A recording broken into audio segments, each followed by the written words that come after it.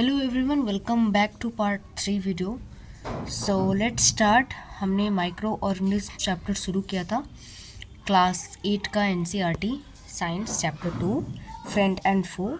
सो मैंने part 1 and part 2 video already post कर रखा है, आप लोग वॉच ज़रूर करें। And this is a part 3 video. So let's start. So सबसे पहले यहाँ पे हमने पढ़ा था कि मतलब एक बार रिवीजन कर लेते हैं कि पिछली वीडियो में हमने पढ़ा था where do micro organism live, कि माइक्रो ऑर्गेनिज्म कहाँ पे रहते हैं। ठीक है, तो वे लोग ऑल टाइप्स ऑफ इन्वायरमेंट में रहते हैं, ice cold climate, hot springs, desert to marshy lands, ये सब हमने पढ़ा था।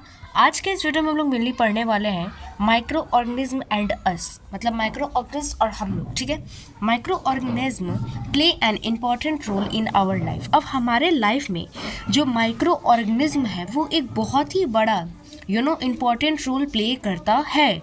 सम of them are beneficial in many ways, कुछ जो है वो बेनिफिशियल है बहुत सारे वेज से। ठीक है, whereas some others are harmful and cause diseases, वहीं की मतलब कि बहुत सारे ऐसे भी माइक्रो ऑर्गेनिज्म है जो हमें हार्मफुल पहुंचाते हैं और डिजीज़ कॉज करते हैं। Let us study about them in detail. चलिए इनके बारे में हम लोग डिटेल में पढ़ा जाए। सो उसके पिछले वीडियो में भी हमने यहाँ पे सॉइल फर्टिलिटी तक कर लिया था, अब यहाँ पे मेकिंग ऑफ कर्ड से करेंगे। ठीक है, making of curd and bread. अब जैसे कि कर्ड और ब्रेड को बनाना है, you have learned in class 7 that milk is turn into curd by bacteria. आपने ऑफकोर्स क्लास 7 में पढ़ा होगा कि मिल्क जो है वो कैसे टर्न होता है इनटू कर्ड में by the help of bacteria. ठीक है, किसके हेल्प से? बैक्टीरिया की हेल्प से। ओके, यहाँ पे आगे देखते हैं। I saw that my mother added a little curd to warm milk to set curd for the next day. I wonder why. अब यहाँ पे ये बोल रही है बुझो मान लीजिए या फिर पहली। ठीक है, तो ये बोल रही है कि मैंने देखा मेरी मम्मी को एक मतलब लिटिल सा कर्ड ऐड करते हुए वार्म मिल्क में, मतलब हल्का सा सुसुम मिल्क में, टू सेट कर्ड, कि कर्ड उसमें सेट हो जाए फॉर द नेक्स्ट डे, दूसरे दिन के लिए। आई वंडर वाई, लेकिन मैं सोची भाई ऐसा क्यों। ठीक है, curd contain several micro organism. अब यहाँ पे ये बोल रहा है कि जो कर्ड है वो बहुत सारे क्या मतलब माइक्रो ऑर्गेनिज्म को कंटेन करता है। कौन? Curd. Okay, of please the bacterium lactobacillus promotes the formation of curd. और सबसे ज़्यादा मतलब जैसे कि लैक्टोबैसिलस पाया जाता है कर्ड में, और जो कि वो बैक्टीरिया होता है। ठीक है, तो लैक्टोबैसिलस क्या करता है? प्रोमोट करता है द फॉर्मेशन ऑफ कर्ड, मतलब वही हेल्प करता है कन्वर्ट होने में, फॉर्मेशन ऑफ कर्ड होने में। मतलब दही किसके कारण से बनता है? तो एक मात्र माइक्रो ऑर्गेनिज्म है, बैक्टीरिया है जो कि लैक्टोबैसिलस, इसके हेल्प से कर्ड बनता है। ठीक है, प्रमोट्स होता है।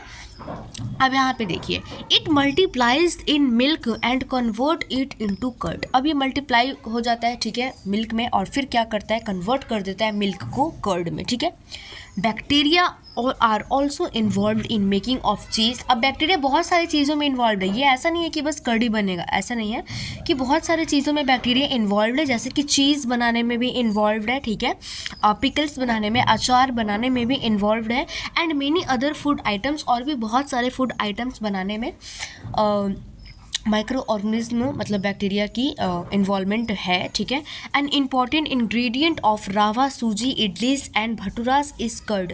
अब एक इम्पॉर्टेंट इंग्रेडिएंट है किसका? रावा हो जाए, इडली हो जाए या फिर भटूरा हो जाए, इन सब में कर्ड का यूज होता है।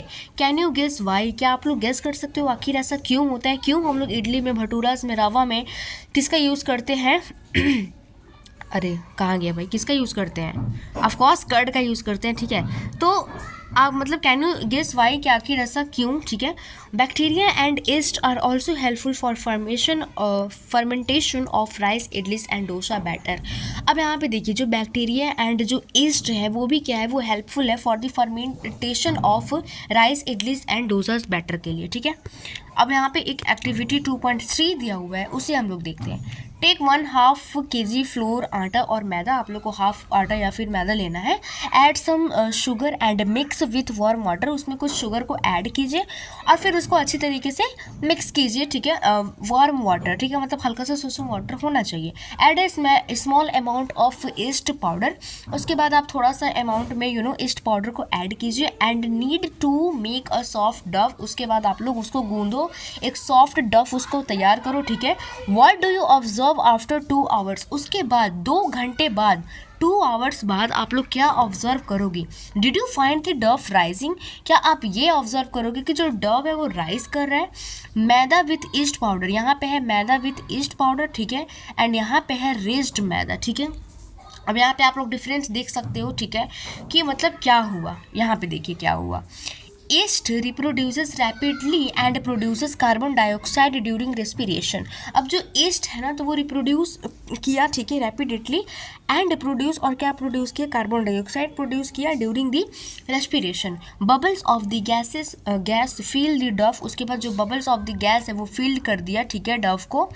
आगे देखिए, fill the dough and increase its volume, और उसके बाद उसके वॉल्यूम को वो इंक्रीज कर दिया, जिसके आप यहाँ पे देख सकते हैं ये मैदा विथ ईस्ट पाउडर है और उसके बाद ये रेज्ड मैदा है, तो ऑफकोर्स इंक्रीज किया हुआ लग रहा है ना, मतलब आप लोग फिगर में ऐसे देख सकते हैं ना क्या इंक्रीज हुआ है।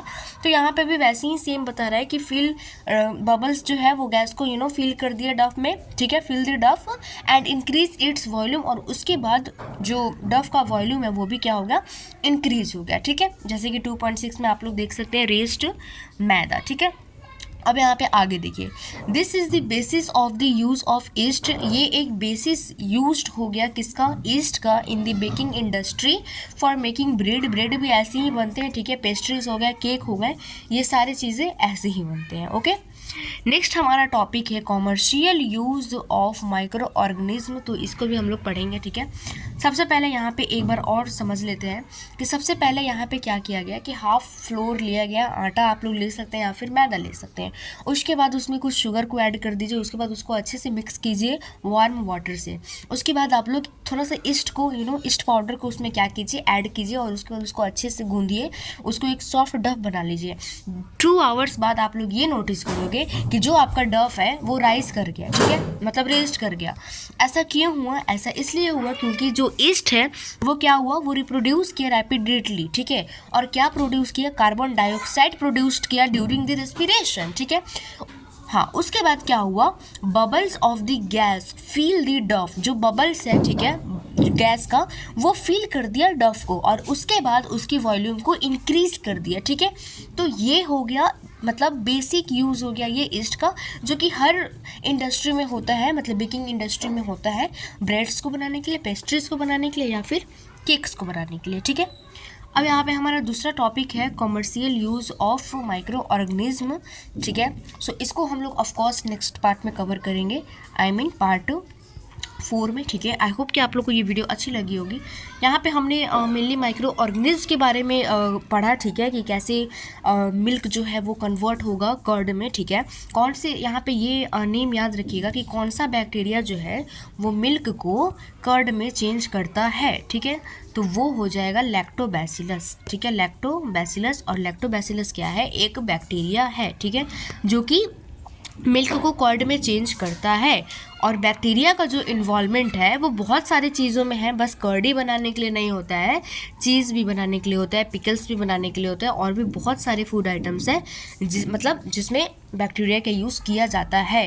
और सबसे इम्पॉर्टेंट इंग्रेडिएंट है क्या चीज़? सूजी, मतलब रावा बनाने के लिए, इडली बनाने के लिए, भटूरास बनाने के लिए, तो वो है कर्ड। क्या है? कर्ड। ये इंपॉर्टेंट इंग्रेडिएंट्स है, ठीक है।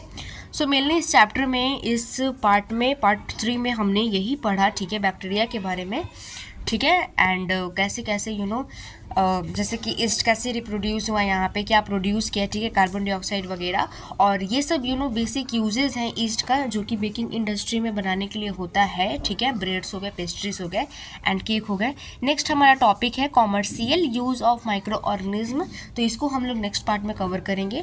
बाकी थैंक्स फॉर वॉचिंग।